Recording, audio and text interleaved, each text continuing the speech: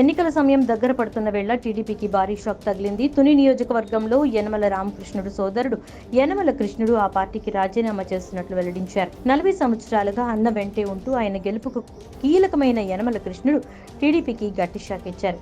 ఇటీవలి కాలంలో యనమల బ్రదర్స్ మధ్య విభేదాలు బయటపడ్డాయి. 2014-19 ఎన్నికల్లో యనమల కృష్ణుడు ఓటమి పాలవడంతో రామకృష్ణుడు తన కుమార్తెను బరిలోకి దింపారు.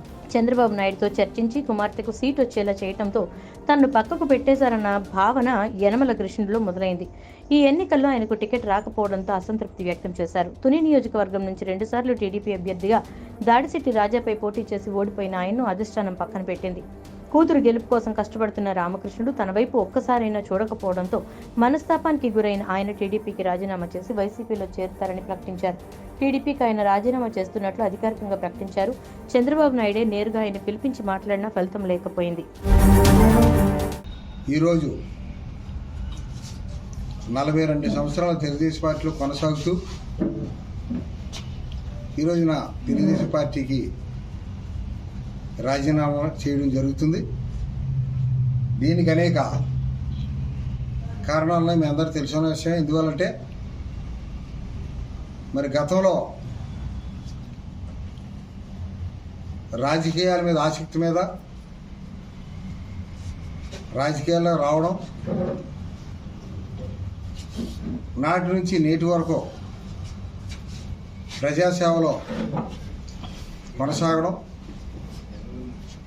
ఈ రోజున కొన్ని కారణాల వల్ల నాకు వచ్చినటువంటి అవకాశం తీసుకోవడమే కాకుండా తెలుగుదేశం పార్టీ నేషనల్ అధ్యక్షుడు చంద్రబాబు నాయుడు గారి దగ్గరికి వెళ్ళి నాకు పదవి కల్పిస్తానని హామీ ఇప్పించడం, తర్వాత మమ్మల్ని దూరం పెట్టాలనే దురుద్దేశంతో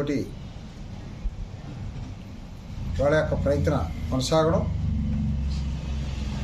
రాజకీయాల్లో ఇప్పుడు కూడా 42 సంవత్సరాలు సర్వీస్ చేసినప్పటికీ తాలూకా పదవులతోనే తృప్తి చెందాం తప్ప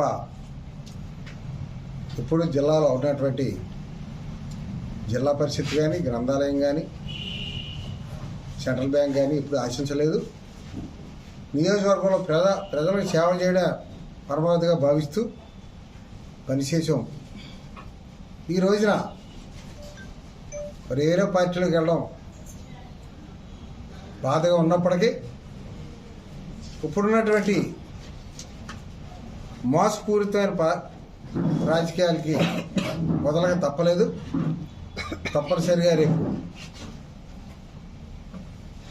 రాష్ట్ర వైఎస్ఆర్ పార్టీ అధ్యక్షులు జగన్మోహన్ రెడ్డి గారి అధ్యక్షతన మరి దాడిశెట్టి రాజా గారు, మంత్రి గారు, సునీల్ గారు, అదేవిధంగా జిల్లా ఇన్ఛార్జి మిథున్ రెడ్డి గారు, వాళ్ళందరి యొక్క సమక్షంలో విజయవాడలో నేను, నాతో ఉన్నటువంటి నా అనుచరులు జాయిన్ అవ్వడం జరుగుద్ది. తప్పనిసరిగా తుని నియోజకవర్గంలో వైఎస్ఆర్ పార్టీని గెలిపించడానికే మా శాశ్వతాల కృషి చేస్తాం.